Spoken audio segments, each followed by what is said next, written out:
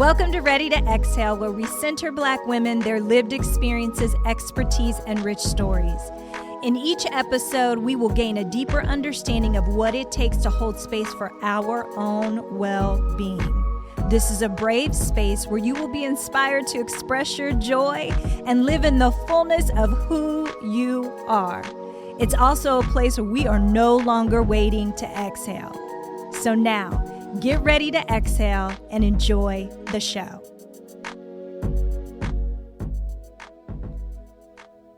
Today's guest is Tonya Lewis Lee. Tonya is a director, producer, author whose work often explores the personal impact of social justice issues. She is a television and film producer. Her most recent film, Aftershock, that she co-directed and co-produced, premiered at the 2022 Sundance Film Festival. Aftershock examines the U.S. maternal mortality crisis and won the Special Jury Award for Impact for Change and is now streaming on Hulu. Tonya is also a fierce advocate on issues of race, gender, and reproductive rights. She worked as an advocate for the U.S. Department of Health and Human Services and Human Services Office of Minority Health. Tonya is an author of children's books, which have sold millions of copies, and has recently launched her company, Movita Organics, where her and her team are driven to create and deliver high-quality vitamin supplements to support a healthy lifestyle journey. I hope that you enjoy this conversation as much as I did. Tonya! Hey so there. good to have you on the podcast. Thank you for taking time to be on the show. Well, thank you so much for having me. I'm really looking forward to our conversation today. Good. Well, let's just dive right into the convo. I'd love for you to take a few moments to just tell our listeners about you, a little bit about you and the work that you do. I know that that's probably a loaded question because you do a lot of different things. You're doing a lot. But yeah, if you could just, take a few moments to share a little bit about yourself and your work.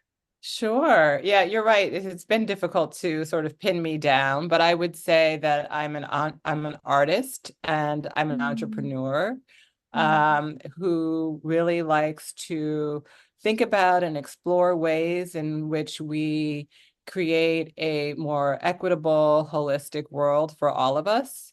And that comes in the form of often writing, whether it's my children's books or adult novel, whether it's film, creating products that can be a part of a person's life. And so, yeah, I'm just a creative person who likes to think about ways in which we can make the world better for all of us. And in this current, especially right now, I think we all need to be thinking about our humanity and how we save ourselves, all of us, from, ourselves, ultimately. Yeah, absolutely. Thank you for that. You're the founder, talking about all the things that you do. You're the founder of Movita, and I have my... Yes, Movita Organics. I have my Movita Organics right here. I took some this morning. I actually really, really love these vitamins. I'm so happy to hear that. We took some time to think about what we were doing when we created them. So I'm happy to hear that you like them. What do you like about them? I love the multivitamin. I have so much more energy with this. Yeah. When I take it, I feel really good. I just feel like it gives me more energy, a little pep in my step that I actually wasn't expecting. I've taken multivitamins for years, right? I've added supplements into my just self-care practice for so many years. So I don't know. I didn't know what to expect, but your team sent me some and I started taking them and I was like, somebody's got some extra energy. What is going on? I was like, it's Movita Organics. Yes. Movita Organics. Yeah. Well, we made these vitamins so that they are really bioavailable, so that when you take them, you're getting the most bang for your buck with vitamins. When I started on my journey into a vitamin company, because I didn't think that's where I would be years ago, But it's funny, I had been taking a vitamin supplement company. I had a blog called Healthy You Now, which was really a community building, information, inspiring blog to help women figure out how to live your best health journey. And as I was trying to raise funds to turn that into a real business, I happened to meet a gentleman who was the CEO of a vitamin company here in the US. They were not making the organic kind of products that we have, but he liked what I was doing in terms of community building. I had just started taking this great vitamin, and I was like, why is this vitamin supplement making me feel better than others? And he gave me an education. And bottom line, there are some products out there that are really great and some that are not so great. It's just like anything else, right? And so we decided to partner to create products that were made from organic ingredients that were really good for you, that you could actually feel some sort of improvement in your lifestyle, hopefully. And so you can take them on an empty stomach. Most vitamins you cannot. These are not synthetic vitamins. They are fermented, made in a certain way so that your body really receives them as food. So that's why you don't get any nausea or stomach upset at all. And like I said, they're bioavailable. So it's one pill, one a day. Again, many vitamin products, most of us don't read the back label to take them as they're instructed. Most you're supposed to take multiples throughout the day. Ours, you take one and you're done for the day. Now, again, pill might be a little large for some. Then we're thinking about ways in how we can offer other kinds of delivery systems. But for now, I'm really happy with the products we've created. I love them. And I'm such an aesthetic girl, Yeah. little aesthetic girly. They're beautiful. Like the Yeah. bottle's beautiful.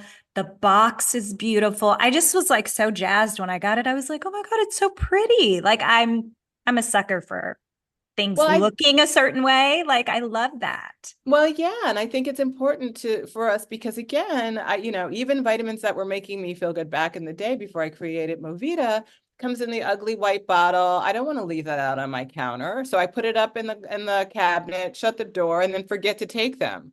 So really wanted to create a way for us to enjoy the experience of taking them. You might not mind leaving it out so that you're then reminded to keep taking them, because I think that's often a challenge with vitamins. You start taking them, you feel great, and then you kind of forget. So Yeah. this way we want people to enjoy the experience all the way around. Yeah. So beautiful. And I'll put a link in this episode so you all Right. can grab your Movita Organics vitamins. They're so good. I love that you got into this work and creating this product. Your work, I was doing a little research on Miss Mhm. Tonya, and I found out that you did some advocacy work through the U.S. Department of Health and Human Services Office of Minority Health. Mhm. Why is it imperative to improve the health and wellness for the Black community, and even more specifically for Black women? Why is that imperative? Not just important, but imperative work. Yeah, I mean, look, on the one hand, yes, I care about Black women and Black families in the Black community because this is my people, right? This is for me. And I think it's important just that so that we are well, so we can live out our lives and do the things. I believe that we're all here to do something, and our journey is to figure out what that is, plug in and do that, right? I think the world is a Mm-hmm. better place when we can all be working at our best capacity, doing the thing that we're supposed to do. Mm. And at the same time, for everyone, the general population, it is key that we take care of Black women, especially because when we take care of the most vulnerable, and Black women are the most vulnerable, you can look at the disparities and the inequities in the outcomes for birth and across health in general. And we have, often we rank highest in all the terrible things. And if we fix it for us, we fix it for everybody. Mm. And, the other thing I'll say is that, I really, women are the foundation of our families, of our communities, of our societies, of civilization. And Mhm. so we need women to be well. so that we have well societies. I mean, everyone has to come through a womb, and that womb needs to be well. And it doesn't just Hmm. start when you start thinking about or are already pregnant. It's a lifetime process. So Hmm. I think it's really critical when we figure it out for Black women, we will have figured it out for everyone. Amen. Amen. So Yeah, true. I mean, that's why I do the work that I do with Exhale, like reaching to those that are on the furthest of margins and providing mental health and emotional well-being resources. Because if Black women are well, we're well, right? exactly. Exactly what you're saying. Yeah. Um, you were talking about Black women and birthing people. You mentioned it just now. I'd love to hear a little bit more about your journey to creating Aftershock. Hmm. Um, I watched the documentary movie, and Right. for those of you that are listening, if you have not um, watched Aftershock, please go right now, today, and watch it. It's a It's really available. powerful, It's available yes, on Hulu, just yes, FYI. available on Hulu. Powerful, powerful storytelling. Black women and birthing people are 4 times more likely to die and face unacceptable and mostly preventable risk during childbirth and throughout and after pregnancy. I'd love to hear about your journey with creating Aftershock. How did that come about? And hats off to you. Kudos. It's beautifully done. Thank you. Beautifully done. Beautifully done.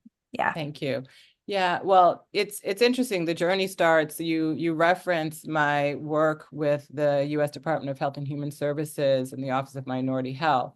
That's really where the awakening began back in 2007, when I was a spokesperson for an infant mortality awareness or raising campaign here in the U.S. And that afforded me the opportunity to travel around the country and meet women from all walks of life in all different places around the country to talk about, and not just women, but also stakeholders from federal, state, local governments, local corporations, community leaders, to talk about what I discovered was women's health. Because of course, when you talk about an infant's health, you're really talking about a woman's health. Mm. And there I learned a lot in that very first year. I had my talking points, but it was really more of a listening tour for me to understand what was really going on. And in that second year, we started a program called our Preconception Peer Educators Program, where we got young people, asked them to take in the information we were talking about and take it back to their college communities and the communities outside of their colleges to encourage and inspire their peers to not take care of themselves, but also to advocate in their communities so that they had Mm. better options to be able to take care of themselves. And I made a documentary film then. It's a small film that was specifically for the Department of Health and Human Services about the infant mortality crisis here in the United States, because the statistics are the same. Black babies die 3 to 4 times the rate as white babies across our socioeconomic levels. Mm. And so fast forward to 2018, Linda Villarosa wrote a really powerful article in the New York Times about the US maternal mortality crisis. And in that article, she talks about what I had been hearing on the road. While I was talking to women about infant health, I was hearing from people that Black women were also dying. Inevitably, someone would tell me a story about somebody they knew who had passed away. And it's so interesting because it just becomes part of, like, it's just the norm. It's like we become anesthetized by it because it's like, this is just what happened. And so when Linda wrote that article, I was said to myself, I really want to make a documentary about this issue. I need to figure out, how do you tell the story about the US maternal mortality crisis in a way that gets people galvanized and inspired to make change?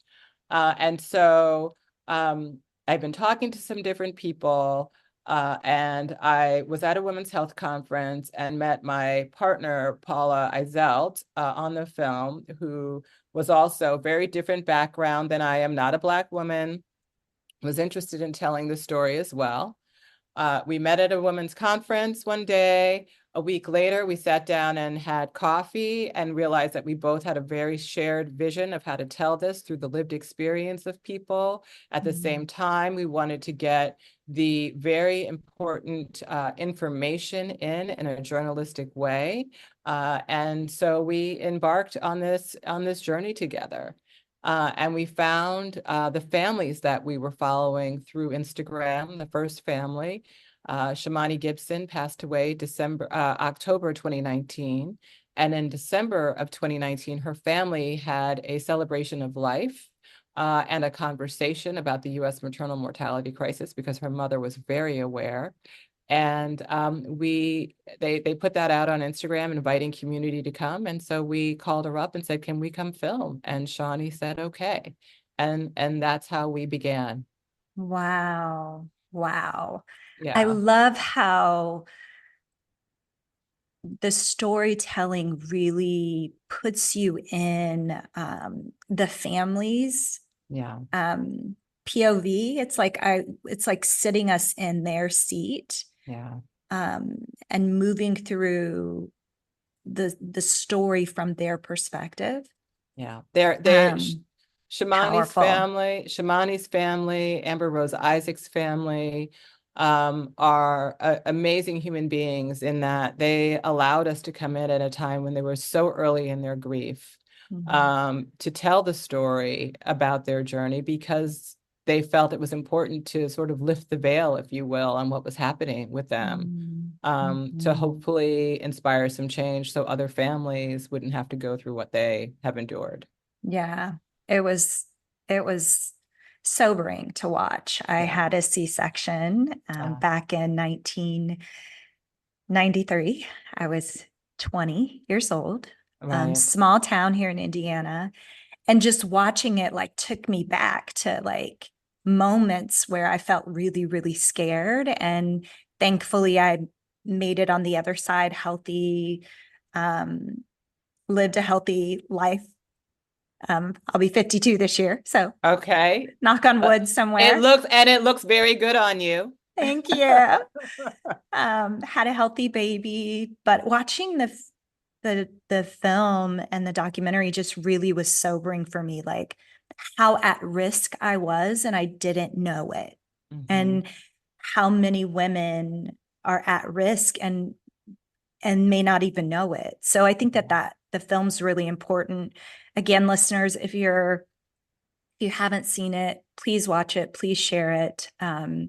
It's really important for us to shine a light on this problem. It's Yeah. killing us. It's It killing Black is. women. It is. And yet there are solutions, right? I Mm, think that one of the things that was really important to us with the film was to shine a light on what's happening, but we didn't want to scare women from birthing mm-hmm, because mm-hmm, it is an amazing process. I mean, the fact that our bodies like can transform in the way and that this person grows inside of us and that we have the power to bring this person here is amazing. And I will say for me, what I've come away from the process thinking about is how that power has been taken away from us, and mm, how we have to fight our way back to reclaiming it, and making sure that when we birth, that we have the support that we need around us, that it's centered on what the birthing person really wants and needs, and she knows that. And we mm-hmm, have to listen to her and really mm, pay attention and follow up with our postpartum. Listen to women postpartum because most of the deaths happen, unfortunately, postpartum. And when women say they don't feel well or something isn't right, people need to listen. And that's how we mm, save lives. mm-hmm. Beautiful. Yes. Thank you for that work. Yeah. Like Thank you. taking that Yeah. on, like, oh my Yeah. gosh, just beautiful. Yeah. Yeah. Thank you for Thank you. that. So Exhale did a survey. We surveyed over 1,000 Black women. Um, we started the research just as market research for the app and trying to figure out, like, how do we make this better for Black women? And it ended up turning into this pretty extensive report that we were able to release last year. And in the survey, 57% of those that are surveyed said that they don't trust the healthcare system and report that they don't have access to culturally appropriate health resources. I'd love to hear your thoughts on that data point. Why is culturally relevant care important? You kind of Yeah. touched on it a little bit, but I'd love to hear a little bit more. Yeah, I think the issue that we often face when we go, first of all, and it doesn't matter who you are as a Black woman, whether, and I think sometimes we think if we get dressed up in a certain way and, carry a certain purse and, put ourselves together in a certain way, that when we walk into a doctor's office or into a system, we will get a respect, which is Mm, crazy that we think we have to put on all of this armor just to get basic respect, but we think we're going to get better care. It doesn't matter. You show up as a Black woman, unfortunately, there is bias built in. And so it's very frustrating that they see a Black woman and even sometimes Black doctors. I think it's often baked into the way they're educated, the way they are trained to see people. I think sometimes also doctors just are, they're just on autopilot, sometimes well-meaning, but not really thinking about the full-on person, not believing that we know our own bodies. And some schools still taught that, Black people don't have as much pain as white people. mhm, And so we're dealing with all of this stuff that people have in their minds when we walk in the door to try to mm, even get humane care. So that when mhm, you do have culturally congruent care, sometimes those barriers are taken down. People may, know they have family. They know what Black people are like. You may, be reminded of who you are. So it's really important. And I think one of the most important things that we need to be doing right now is thinking about how we get young people to come into medical and the healthcare system, whether mm, they come in as doctors, midwives, scientists. We need to have Black people who are coming in and understanding who the full person is and not just treating us, based on the biases that they may have from their mm, lived experience or what they're being taught in schools. I mean, it's so crazy that even now, the idea of textbooks in medical school often don't feature brown people.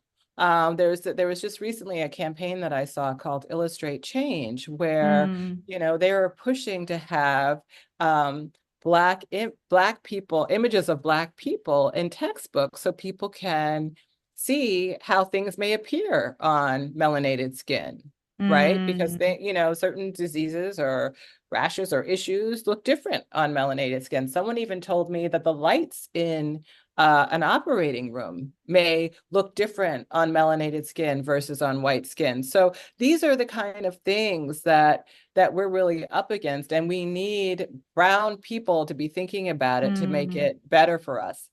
So, and there was that study recently, a couple of years ago, that showed that babies that were cared for by Black doctors had better outcomes than babies who were mm, treated by white doctors. mhm, So it is important.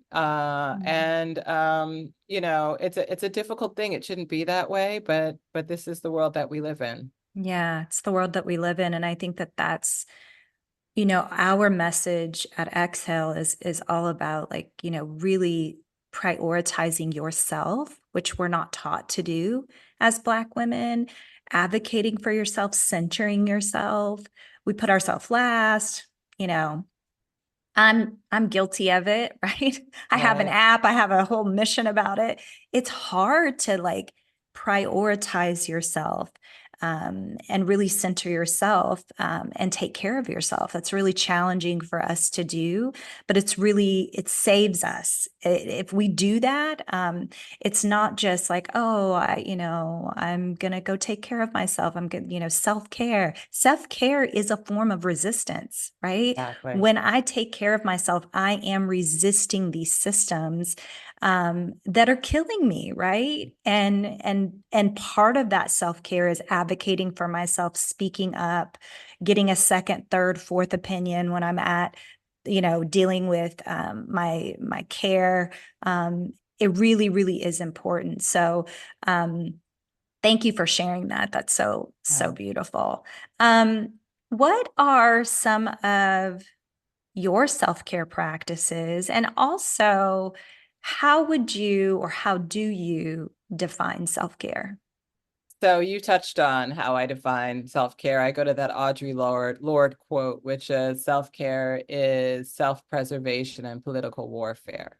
It is. Mm-hmm. I often talk about being army fit, and Let's go, you Army know, Fit. yes, because we're in a war. Yes. Be clear, as Black women, Mm. there is an anti-Black, anti-woman movement. We are at war and we need to be well to fight it, and the Mm. saying, Mm. prepare for war in times of peace. So really thinking about carrying myself, and to your point, like taking care of everybody. I can only take care of everybody if I take care of myself first. If I Mm-hmm. run myself ragged and I'm worn out, I'm not going to be able to take care of my parents as they get older. I'm not going to Mm. be able to stand up for everybody. So I've got to take care of myself first and foremost. And so my self-care practices, it's funny. I try to guard myself. What I find sometimes is that you end up working for other people. So you gotta protect yourself, set the boundaries so that you can prioritize the things that you need to get done that are Mm. important to you and your family. Mm. Um, but I do have some routine. I love routine, right? So I love getting up in the morning, getting my cup of coffee after I brush my teeth and make my bed, getting my cup of coffee, going through my puzzles. It's just a way to get my brain going. So Mm. I do the New York Times mini, and sometimes I do the full crossword. I do the spelling bee, I do a Wordle, I do the connections. And then I have a book of inspirational sort of affirmations, if you will. I read that every day. And then I can go on with my day. I work out, try to work out 6 days a week, 5 to 6 days a week.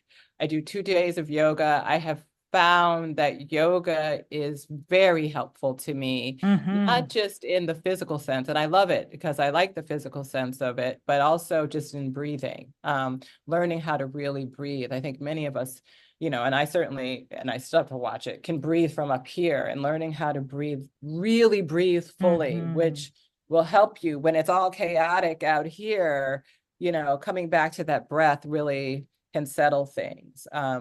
Making sure I get my strength training in, which I do not like doing. I do not like lifting weights, but it is essential. Yeah. Keeping to build those muscles up.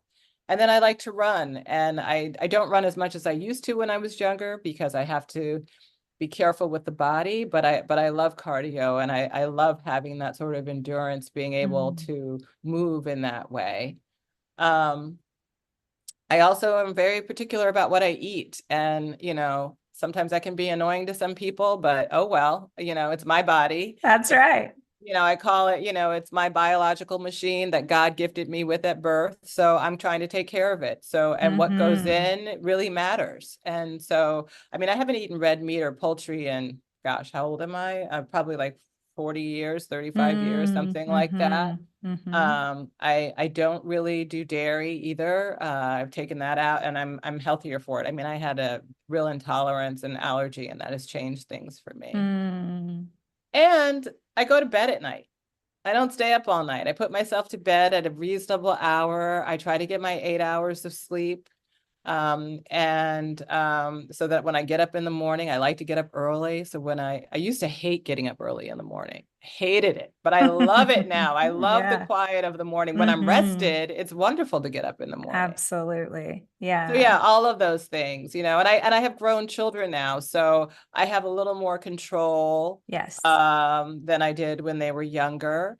I don't take on, I mean, I am very focused in what it is that I'm doing right now for me and my work.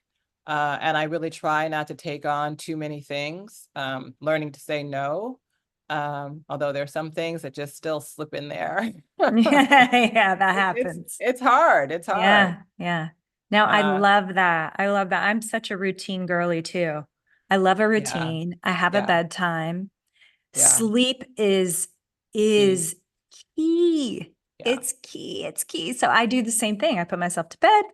I have Yeah. my bedtime. My husband's like, I'm going to stay up and watch some TV. I'm like, fine. It's past my Enjoy. bedtime. I'm going to bed.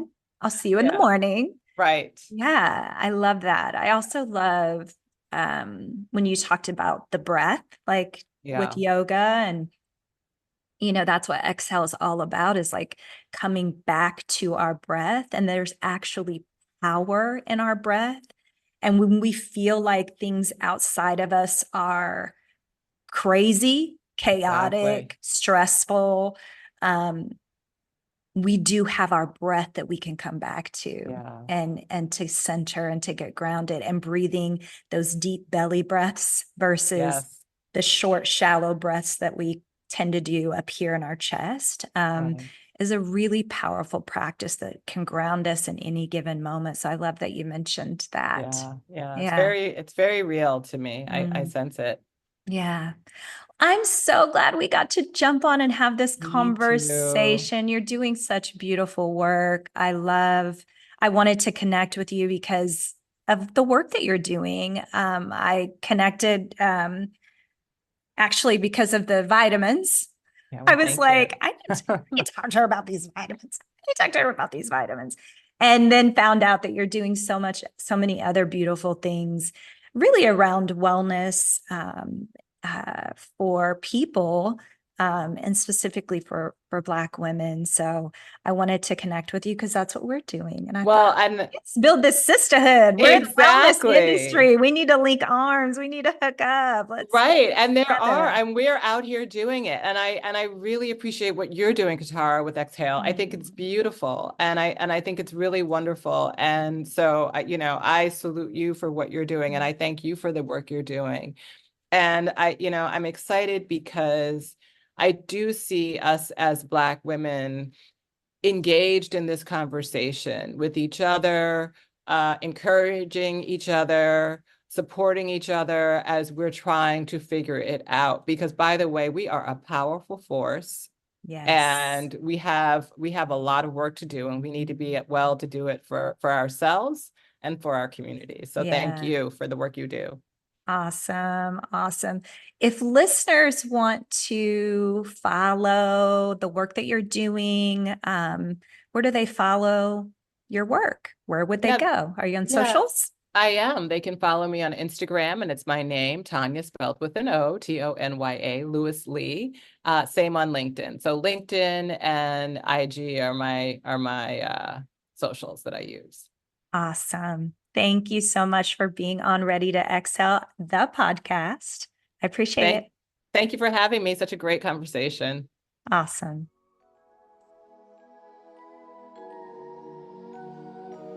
Exhale is a social movement prioritizing the overall well-being of Black women. You can join our movement by subscribing to this podcast and downloading Exhale app, and by continuing to prioritize yourself and your well-being. Keep taking deep inhales and long, long exhales. Until next time.